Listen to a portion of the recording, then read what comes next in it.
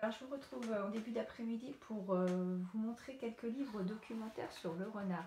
D'ailleurs, derrière, il y a toujours Fanny qui est là et qui écoute avec attention ce qu'il va se passer. Voici donc le premier livre documentaire qui s'appelle Le renard.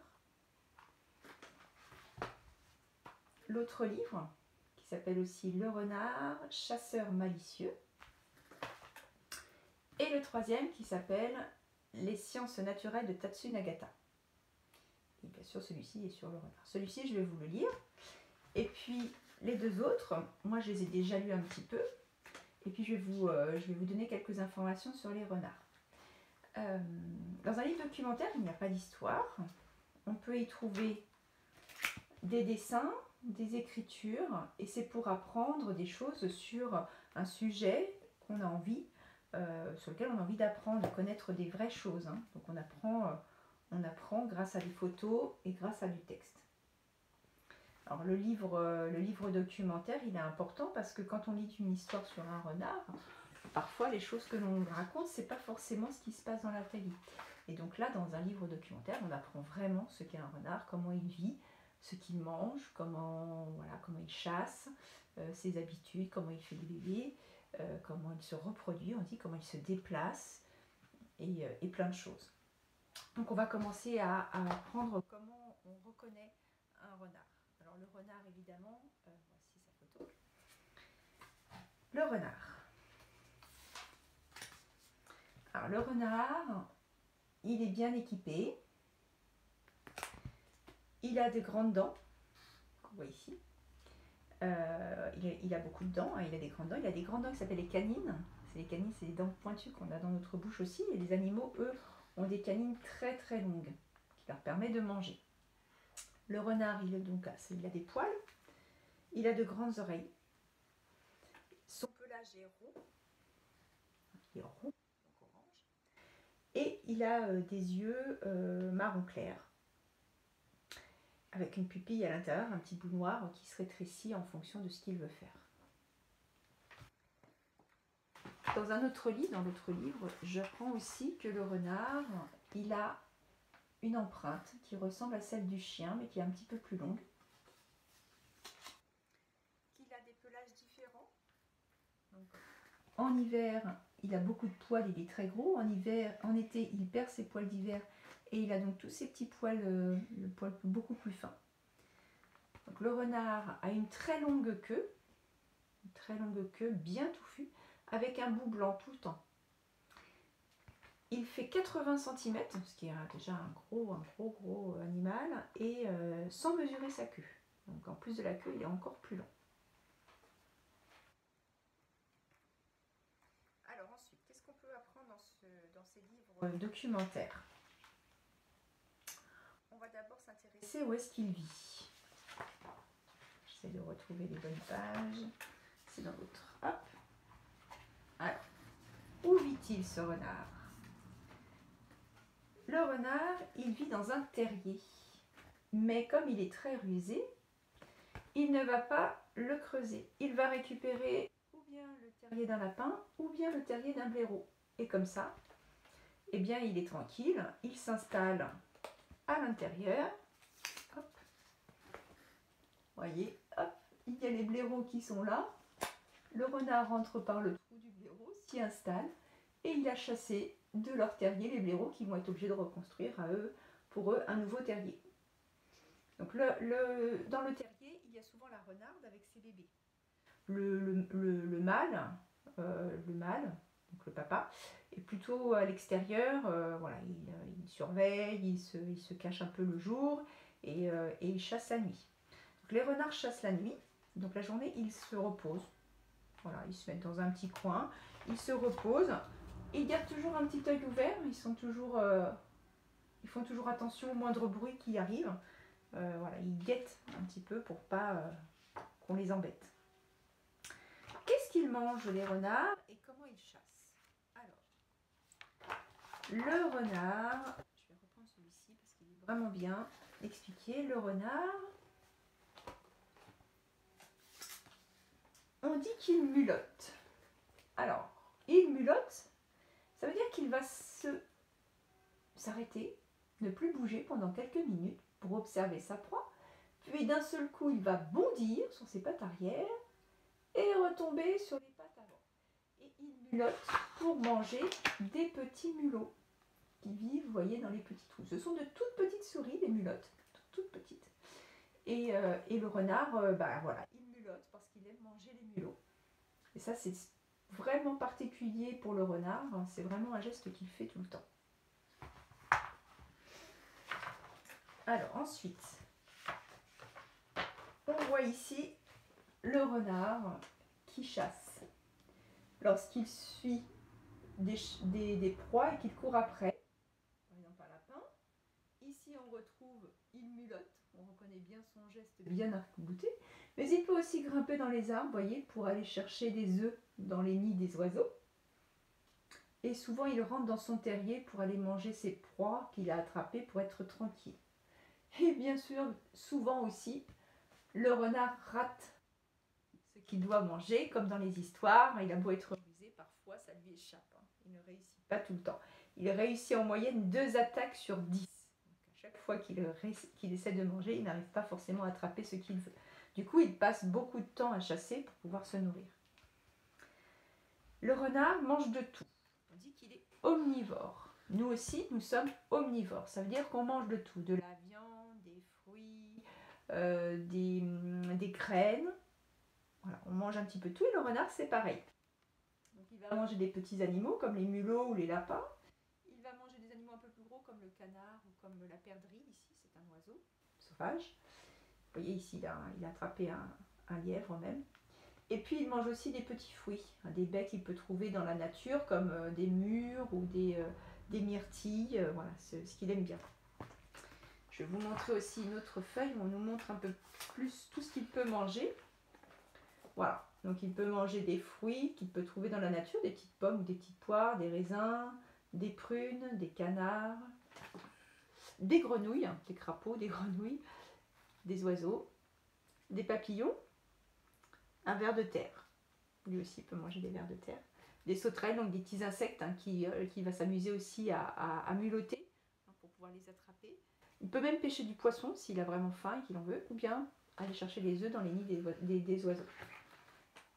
Voilà, donc c'est un omnivore, il mange de tout. Alors, les renards, comment est-ce qu'ils font des bébés? Alors, le renard et la renarde. La renarde, c'est la femelle. Le renard, c'est le papa. Voilà. Hop. On voit ici, hop, un papa et une maman, où on dit un mâle et une femelle. Donc, une semaine par an, les renards sont amoureux. Une semaine, c'est pas beaucoup, une semaine, c'est 7 jours. Pendant 7 jours, les renards sont amoureux.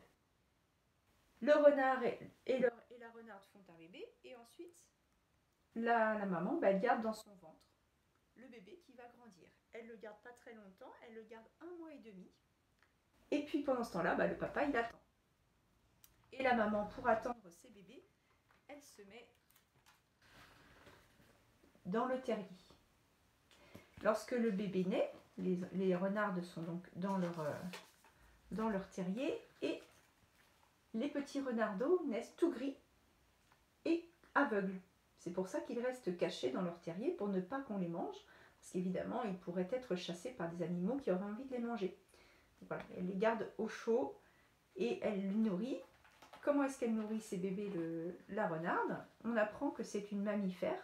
Ça veut dire que l'animal porte dans son ventre le bébé, la renarde, la femelle, et elle fait naître ses bébés. Et ensuite, les bébés vont téter le lait de la maman. Comme nous. Nous, c'est pareil. On a notre bébé dans notre ventre. Enfin, les mamans ont leur bébé dans leur ventre. Le bébé naît et ensuite la maman donne le lait au bébé jusqu'à ce qu'il soit assez grand pour pouvoir manger. Et comment on sait que le bébé est assez grand pour manger? Eh bien, il a des petites dents qui poussent. Et quand il a des dents, ça veut dire qu'il faut qu'il arrête de boire du lait et qu'il commence à manger des choses comme les grands. Le renard, c'est pareil. Il va boire le lait. Puis ensuite, au bout d'un certain temps, il va commencer à vouloir manger de la viande. Et donc, la maman va tranquillement lui apprendre à chasser. Donc là, on voit les petits renardeaux qui s'amusent, qui grandissent jusqu'à ce qu'ils sachent chasser. Là, on voit les tailles. Le bébé un petit peu plus grand, et là, elle est assez grande pour commencer à faire sa vie toute seule. Quand le renard est assez grand, qu'il n'est plus renardeau, qui devient grand, eh bien, il quitte sa maman, son papa, et il va vivre sa vie tout seul. C'est la vie des renardeaux. Voici des vrais renardeaux. C'est une photo. C'est très mignon. Et dès qu'ils ont des dents, ils commencent à chasser. Voilà. Alors attendez, je regarde si j'ai d'autres images. Là, on voit encore des bébés avec leur maman.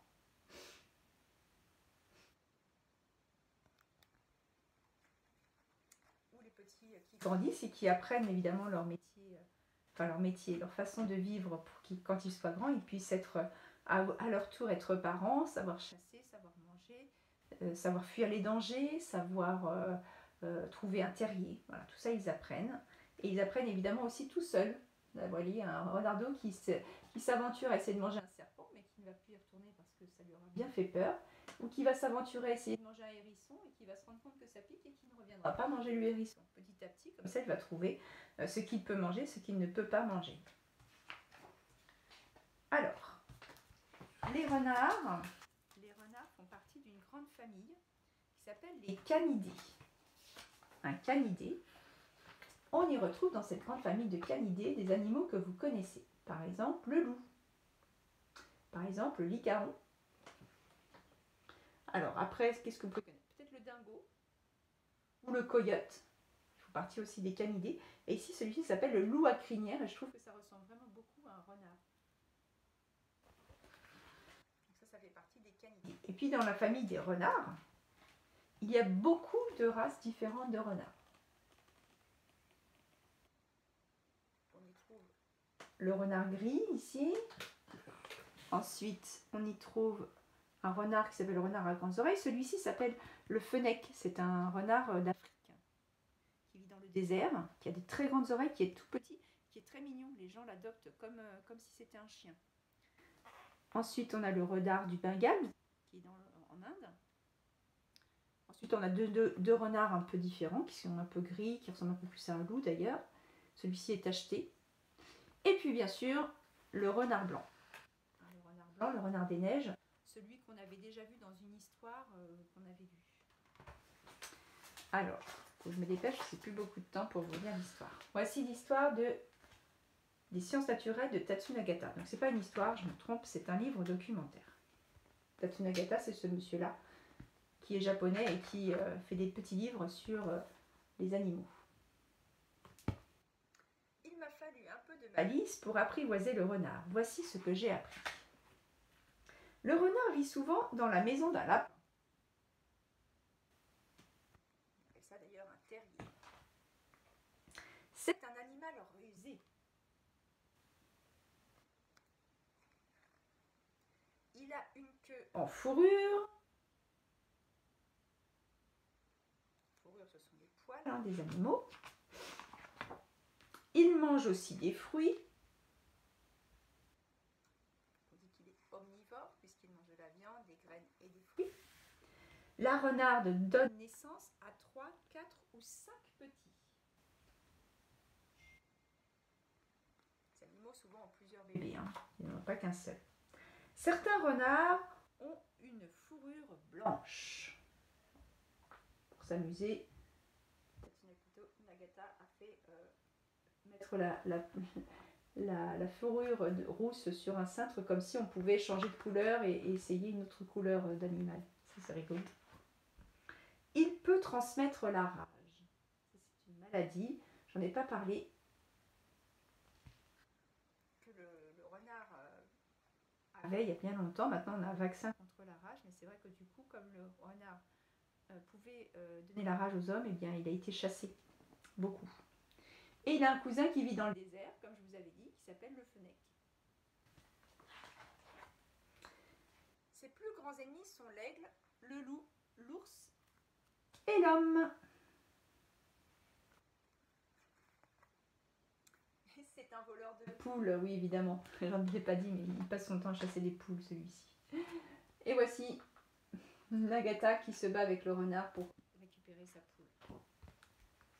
Voilà, j'espère que vous avez appris plein de choses sur les renards. Et puis je vous dis à bientôt. Au revoir.